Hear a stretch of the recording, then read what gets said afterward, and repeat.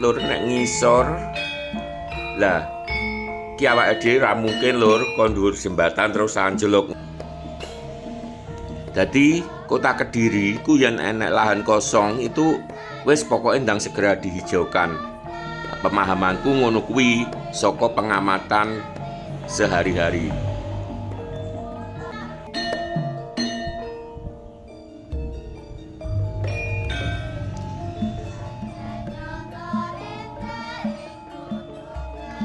Kediri warung gak ono tahune, jan wis gak jaman lur. Wong Kediri kuwi salah siji sebutane kota tahu.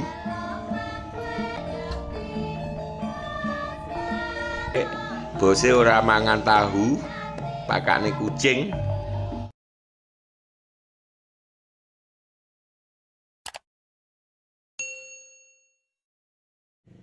Assalamualaikum warahmatullahi wabarakatuh. Piye kabare dulur-dulur kabeh, muga-muga tansah sehat lan lancar rezekine.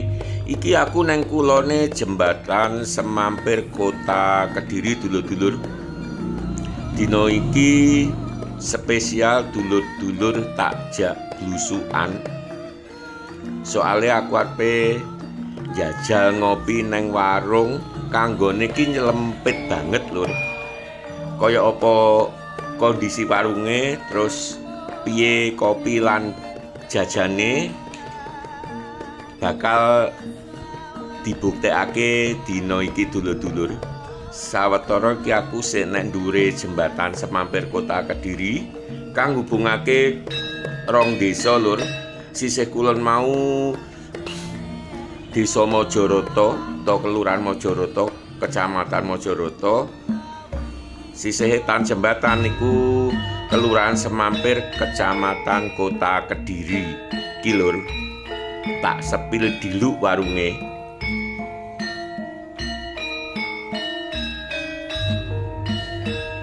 Dadi lokasine ki lempit lur nek ngisor.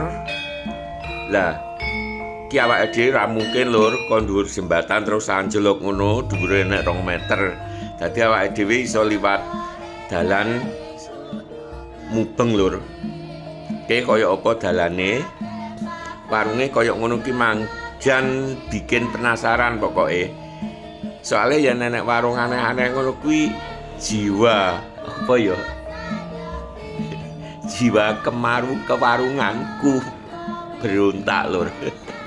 Muga-muga kopine bisa dipertanggungjawabkan. Nomor 1 lur kuwi, terus masalah panganan jajan gorenganku nomor 2. Yen enek alhamdulillah, yen enek tur enak uga alhamdulillah. 2 kali lur. Gak sampai perapatan lur, jelang perapatan kira-kira 50 meter awake dhewe belok kiri liwat jalan paving Kelurahan Semampir, Kecamatan Kota Kediri.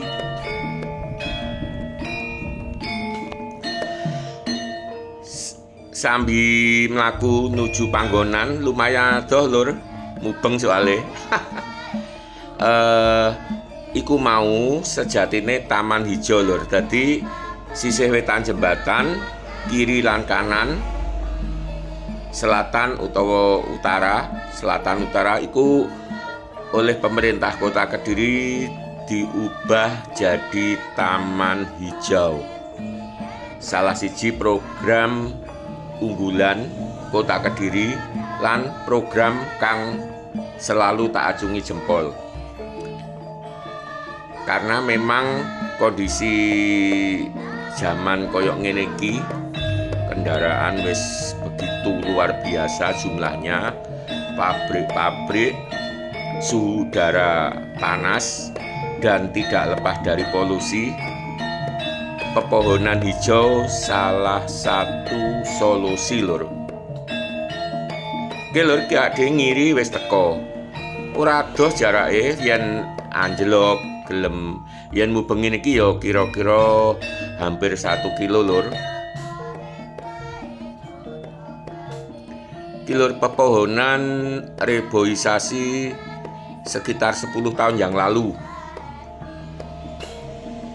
Jadi Kota Kediri ku yen enek lahan kosong itu wis pokoknya ndang segera dihijaukan. Pemahamanku ngono kuwi saka pengamatan sehari-hari. Wis wetopo ae kadang-kadang bahkan sering lur pohon yang tidak menghasilkan buah. Justru itu demi keamanan, tadi aman dari gangguan anak-anak atau orang tidak bertanggung jawab. Ki lur jembatane ngarep kae ketok. Hawane mesti wae beda lur. Yen neng pusat kota kuwi rada panas, neng kene langsung adem lur. Karo iso nonton kadang-kadang enek wong mancing lur neng nggone pinggir kali Brantas ngarep iku. Bangku-bangkune ditata sampai pinggir kali lur. Dadi awake dhewe bebas milih cedhak warung mau apa neng pinggir kali. Karo nyawang kendaraan berlalu lalang saka jembatan.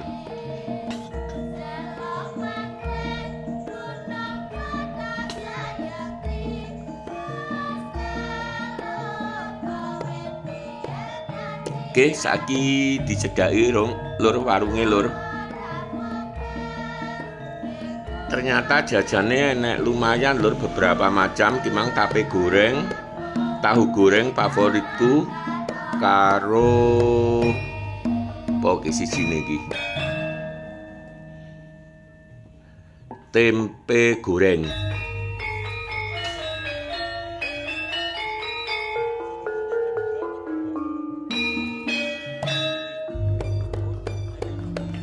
Tempene rena loro lur, tempe mbos karo tempe deli.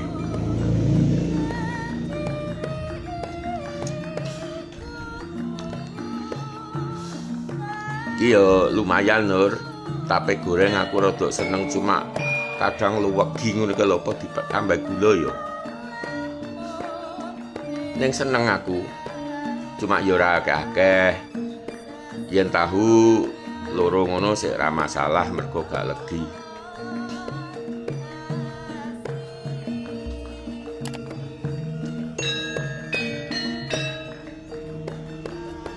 Lombok.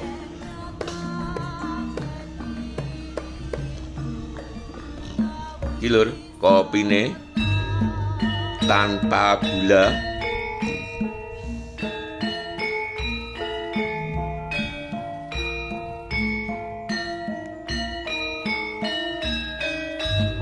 Saka kene iso nyawang jembatan lur.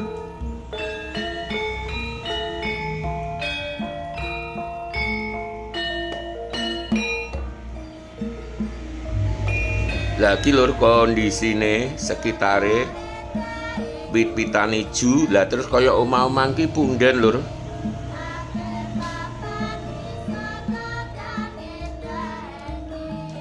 Bismillahirrahmanirrahim.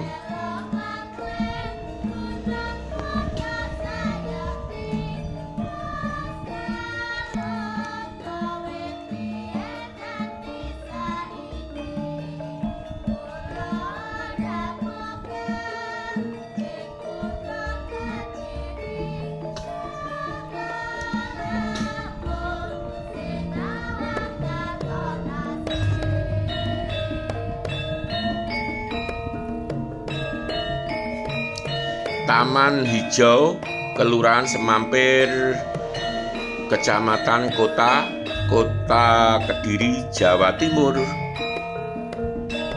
Kopine lur saiki.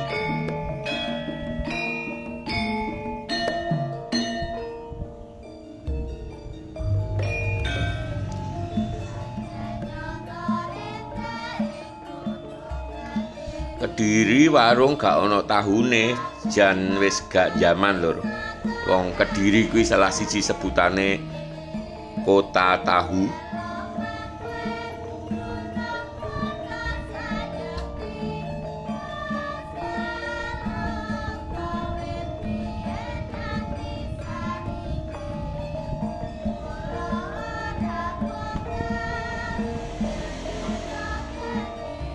Iki anak kucing lur, mesakne luwe ketoke ya enek anake lah kae sik mojok kae. Yen doyan tak pakane kabeh lur. dinyusoni ngesane.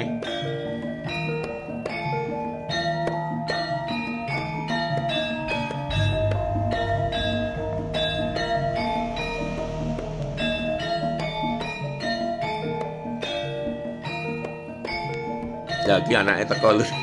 Doyan untunge, lur. Wong yen seneng kucing kuwi sanggon-nggon ya sing yen enek kucing mesti dipakani lur. Ki mang lho aku ndilalah kok gak nggawa pur kucing to lur. Biasane aku selalu bawa pakan kucing nang motor. Untunge doyan lur tahune. Akhire bose ora mangan tahu pakane kucing. Oke lur, sawetara video bakal tak akhiri sakmene dhisik. Kanggo dulur-dulur sing durung subscribe aja lali tekan tombol subscribe, terus komen lan di-share nang kanca-kanca liyane. Wassalam.